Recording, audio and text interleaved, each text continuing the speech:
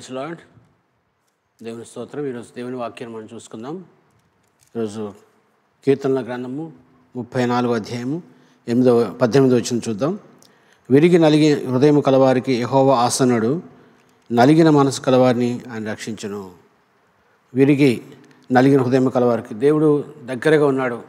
ఎవరైతే విరిగి నలిగిన హృదయం కలిగి ఉంటారో వారికి దేవుడు దగ్గరగా ఉన్నట్టుగా దేవుని వాక్యం తెలియజేస్తుంది. అదేవిధంగా విరిగి నలిగిన మనసు కలవారిని ఆయన రక్షించిన దేవుని వాక్యం తెలియజేస్తుందండి. అందుకే విరిగి నలిగిన హృదయం కలవారికి యెహోవా దగ్గరగా ఉన్నట్టుగా దేవుని వాక్యం తెలియజేస్తుంది. ఎవరైతే అటువంటి హృదయం కలిగి ఉంటారో వారి మధ్యలో దేవుడు ఉంటారని చెప్తున్నాడు. మరి if your heart is broken you will find God there. అక్కడ నీవు దేవుడు తప్పకుండా నీతో పాటు ఉంటానని దేవుని వాక్యం తెలియజేస్తుంది. అంతే చూసినట్లయితే మరి ఎవరైతే మరి తమ తగ్గించుకుంటారో, ఎవరైతే తమ జీవితంలో తన ఉద్దేశాలను కాదు కానీ దేవుని ఉద్దేశాలని జ్ఞాపకం చేసుకుంటూ దేవుని ప్రణాళిక చొప్పున పైకి లేచే వాళ్ళ గురించి తప్పకుండా దేవుడు వారిని జ్ఞాపకం చేసుకుంటారు. అదేవిధంగా వారి జీవితంలో వారి ధన్యతను బట్టి కాదు కానీ, వారికి కొన్ని ధన్యతలు ఏమన్నా సరే అవి కాదు కానీ దేవుని కృపను బట్టి వారు ఎప్పుడు కూడా దేవుని మీద ఆధారపడినట్టుగా మనం చూస్తున్నాం.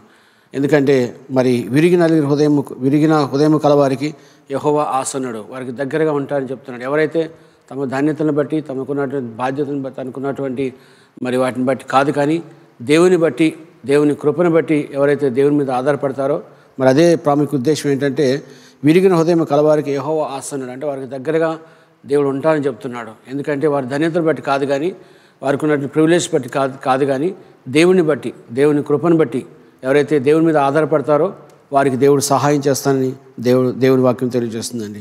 అదేవిధంగా మనం చూసినట్లయితే నలిగిన మనస్సు కలవారిని ఆయన రక్షించును. ఎవరైతే నలిగిన మనస్సు కలిగి ఉంటారో అటువంటి వారిని దేవుడు తప్పకుండా రక్షిస్తానని చెప్తున్నాడు. అంటే మనం చూసినట్లయితే ఈ కాంట్రాక్ట్ స్పిరిట్, ఎవరికైతే ఈ యొక్క నలిగిన మనస్సు కలిగి ఉంటారో వారు దేవుడి వైపు చూస్తారు. దేవుని వైపు చూసి మరి తమకున్న తన ప్రయత్నాలన్నీ వారు ప్రయత్నం చేసుకొని తమ జీవితంలో ఏది పొందుకోకుండా దేవుని మీద మాత్రం ఆధారపడినట్టుగా మనకు కనబడుతుంది. అప్పుడు ఈ యొక్క నలిగిన మనస్సు ఆయన నలిగిన మనస్సు గలవారిని ఆయన రక్షించును. అటువంటి వారిని దేవుడు ఎలా అంటే, ఎవరైతే దేవుడి వైపు చూస్తూ దేవా మరి నా ప్రయత్నాలు అన్నీ చేశాను, నా యొక్క ప్రయత్నాలన్నీ చేశాను కానీ నా జీవితంలో ఏది కలగలేదు, కేవలం దేవుడు నీ వైపు మాత్రమే చూస్తున్నాను, మీరు మాత్రమే నాకు సహాయం చేయాలని ఎవరైతే దేవుని దగ్గరికి వేడుకుంటారో, ఎవరైతే దేవుని దగ్గర ప్రార్థన చేస్తారో, దేవుని మీద ఆనుకొని తన మనస్సుని, అదేవిధంగా నలిగిన మనస్సు గలవారిని ఆయన రక్షించును. అటువంటి నలిగిన మనస్సు కలిగిన వారు ఎవరైతే ఉంటారో వాళ్ళ దేవుడు తప్పకుండా రక్షిస్తానని దేవుని వాక్యం తెలియజేస్తుందండి.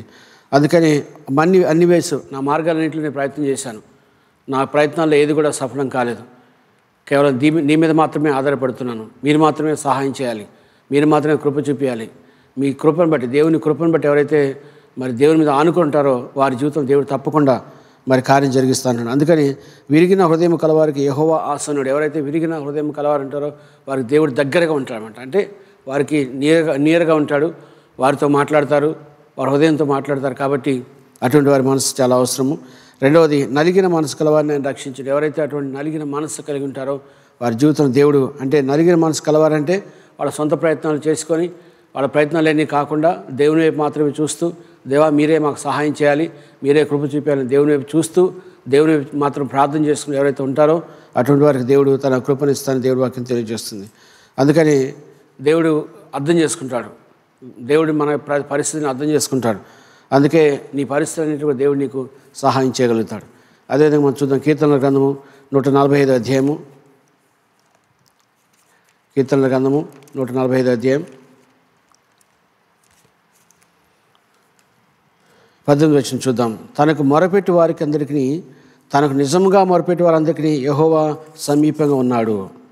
తనకు మొరపెట్టి వారందరికీ, దేవుడు ఎవరైతే దేవుని సంధిలో మొరపెడుతున్నారో, ఎవరైతే దేవుని సంధిలో దేవుని దగ్గరగా వెళ్ళి దేవుని హృదయం తెలుసుకొని దేవుని ఆలోచన తెలుసుకొని దేవుని ఉద్దేశం ప్రకారం ఎవరైతే దేవునికి ఎవరైతే మొరపెట్టి అందరికీ ఎవరైతే కాదు కానీ అందరికీ దేవుడు మరి సహాయం చేస్తూ అంటున్నాడు. తనకు మొరపెట్టి అందరికీ, తనకు నిజంగా మొరపెట్టి వారందరికీ, నిజంగా మన హృదయమంతటితోని మన మనసంతటితోని దేవునికి దగ్గరగా వెళ్ళి దేవుని కార్యం మన జీవితం జరగాలని మనం ప్రార్థన చేస్తే దేవుడు తప్పకుండా అంటున్నాడు, యెహోవా వారికి సమీపంగా ఉన్నాడు అంటున్నాడు. కాబట్టి మన జీవితంలో మనకు కావాల్సింది ఏంటంటే మనం మొరపెట్టాలి. ఎలా మొరపెట్టాలంటే నిజంగా దేవుని సన్నిధిలో మనం మొరపెట్టేది చాలా ప్రాముఖ్యం. దేవుని సన్నిధిలో మనం నిజంగా మొరపెడితే దేవుని యొక్క కార్యం మన జీవితంలో జరుగుతాయని దేవుని వాక్యం తెలియజేస్తుందండి. అందుకే ఈరోజు కూడా మనము ఈ దినమంతా కూడా మనము నిజంగా మొరపెడదాం. దేవుని దగ్గరికి అందరికి వెళ్దాము. మనము మొరపెట్టే వారందరికీ, తనకు నిజంగా మొరపెట్టే వారందరికీ యెహోవా సమీపంగా ఉన్నట్లుగా మనం చూద్దాం. దేవుడి కృప తప్పకుండా మన జీవితం ఉంటుంది.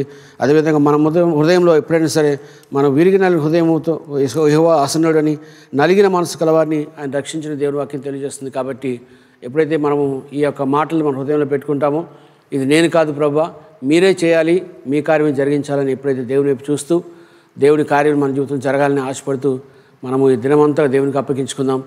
మరి దేవుడి ఈ యొక్క దినంలో మనతో ఉండి మనము విరిగిన హృదయంతో మనకు దగ్గరగా ఉంటాడు, మనం రక్షిస్తాడని దేవుని వాక్యంతో మనం జ్ఞాపకం చేసుకుంటూ ఈ దినాన్ని మీ దేవునికి అప్పగించుకుందాం. ప్రార్థన చేసుకుందాం. మహోన్నతుడా, మీకే స్తోత్రం చెల్లిస్తున్నాం తండ్రి.